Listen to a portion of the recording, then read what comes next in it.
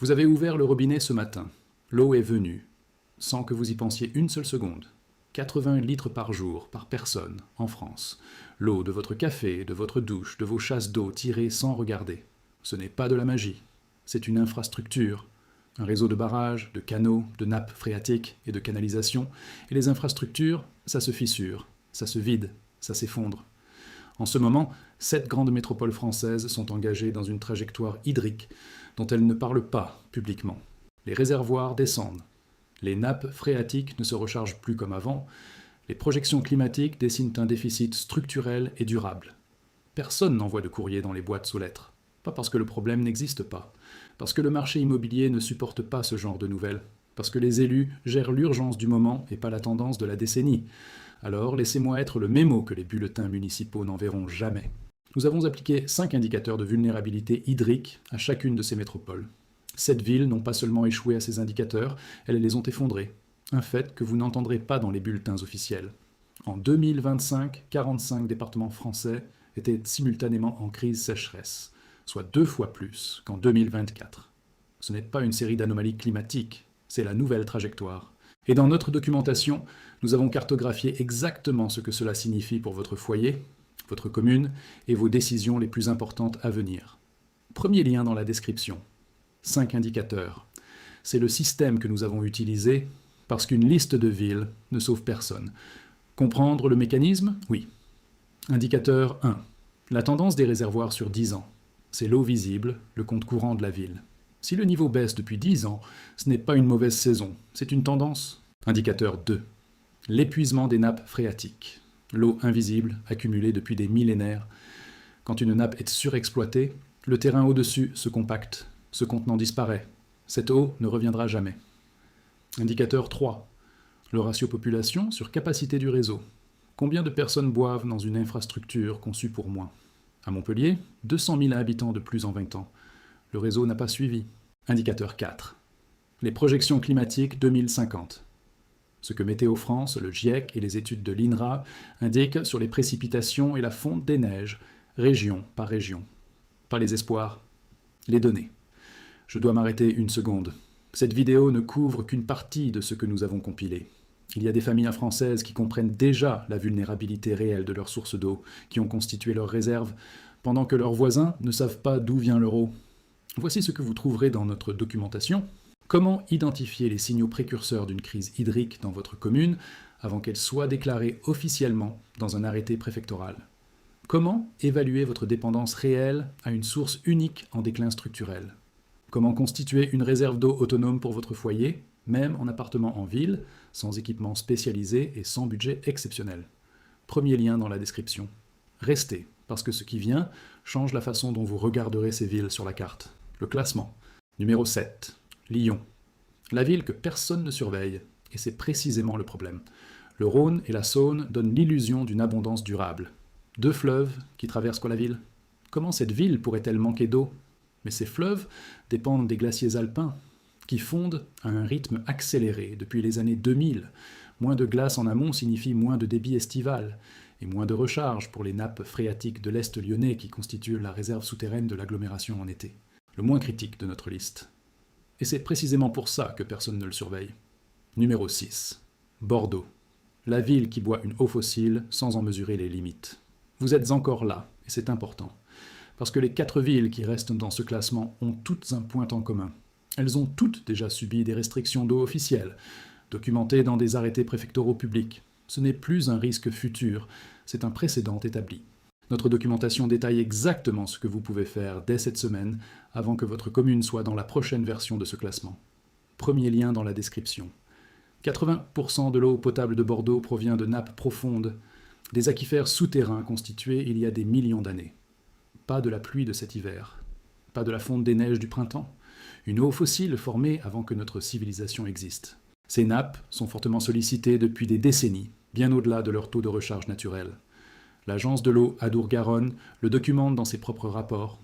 Contrairement aux nappes réactives de surface, quand elles descendent trop bas, elles ne répondent pas aux pluies de la semaine, elles répondent au siècle. Bordeaux ne voit pas la crise venir. Ce n'est pas un signe de sécurité, c'est une vulnérabilité invisible. Numéro 5. Nice et la Côte d'Azur. la ville qui dépend de la neige qui disparaît. Nice s'alimente aux rivières alpines, le Var, la Roya, la Vésubie, des rivières dont le débit estival dépend du manteau neigeux des Alpes du Sud, en recul constant depuis les années 70. Moins de neige en hiver signifie moins de fonte au printemps et moins d'eau dans les cours d'eau en juillet et août. Et la saison touristique, la seule période où la demande sur les réseaux atteint son maximum, arrive exactement quand les rivières sont à leur niveau le plus bas de l'année. Nice n'a pas de grande réserve de substitution. Quand le Var descend, l'alimentation en eau de la côte descend avec lui. Numéro 4. Toulouse, le château d'eau pyrénéen qui fonctionne à 1/3 de son débit normal. 92% de l'alimentation en eau de la région Occitanie vient des cours d'eau de surface. Ces cours d'eau dépendent du manteau neigeux des Pyrénées, qui était parmi les plus faibles enregistrés depuis 30 ans en 2023. La Garonne à Toulouse a atteint 50 mètres cubes par seconde en période critique. Son débit moyen de référence est de 150 mètres cubes par seconde, 1/3 du débit normal. Le syndicat mixte d'aménagement de la Garonne a ouvert sa cellule de crise en janvier 2023, en plein hiver, pour la première fois de son histoire depuis sa création.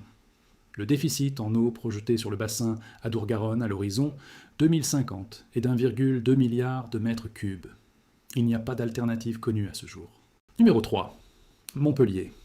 La croissance démographique sans ressources en eau correspondante.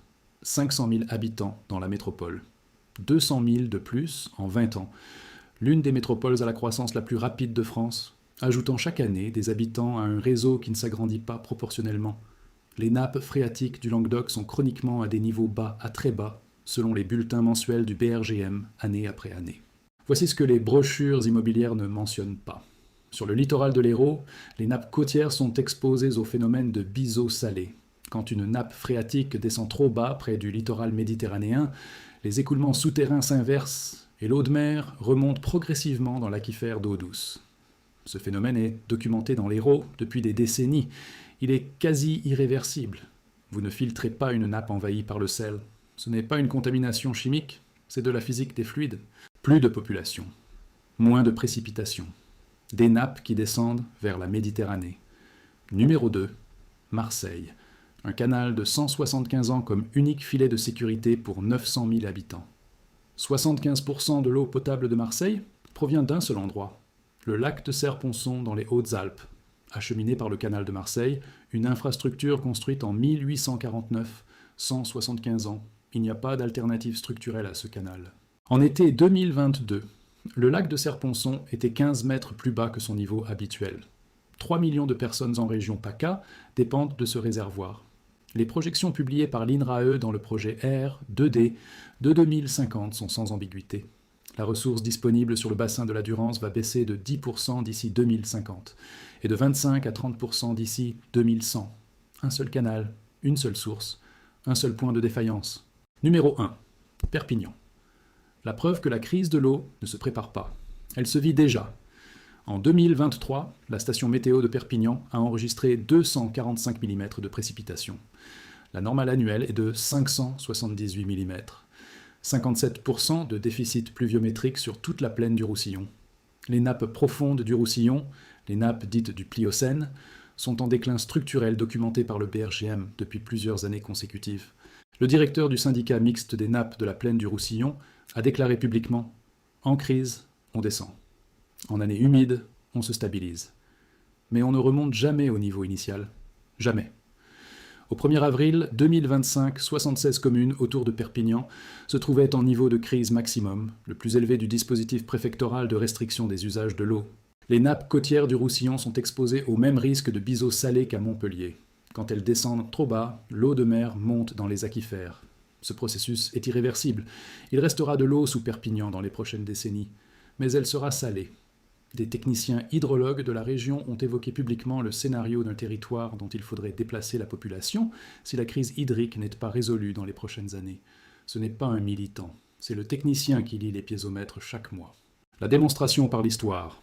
Cap Town, 2018, une ville de 4 millions d'habitants à 90 jours du jour zéro. 50 litres par jour pour tout. L'armée distribuait l'eau depuis 200 points de collecte. Des files de plusieurs heures. Flint, Michigan, eau contaminée au plomb. 100 000 personnes, des enfants intoxiqués pendant des mois. L'État savait avant d'alerter quiconque. Jackson, Mississippi, 2022, 150 000 personnes sans eau pendant des semaines. Pas une sécheresse. Un réseau trop vieux pour distribuer l'eau qu'il avait encore. 3 villes, 3 types de défaillances. Rareté, contamination, effondrement d'infrastructures. Ces 3 modes sont présents dans chacune des 7 métropoles de ce classement. Épinglez ce commentaire. Les 3 analyses que je n'ai pas pu développer dans cette vidéo se trouvent dans notre documentation. Comment évaluer la vulnérabilité réelle de votre source d'eau commune par commune? Comment préparer votre foyer? Comment lire un bulletin hydrologique du BRGM sans formation spécialisée? Premier lien dans la description. Un accès. Toute la documentation. Pour toujours. Ce que vous pouvez faire maintenant. Consultez le rapport annuel de qualité de l'eau de votre commune. Il est obligatoire et public. Cherchez d'où vient votre eau, l'âge déclaré de vos canalisations et les contaminants détectés. Constituez une réserve minimale. 1 litre par personne et par jour pour 14 jours minimum, dans des contenants alimentaires hermétiques, avec 2 gouttes d'eau de javel non parfumée par litre. Ce robinet que vous avez ouvert ce matin, il n'a rien de garanti. Si cette vidéo a changé quelque chose dans la façon dont vous le regardez, abonnez-vous. Chaque semaine, une analyse fondée sur les données réelles. Pas de panique, pas de politique, juste ce que vous devez savoir.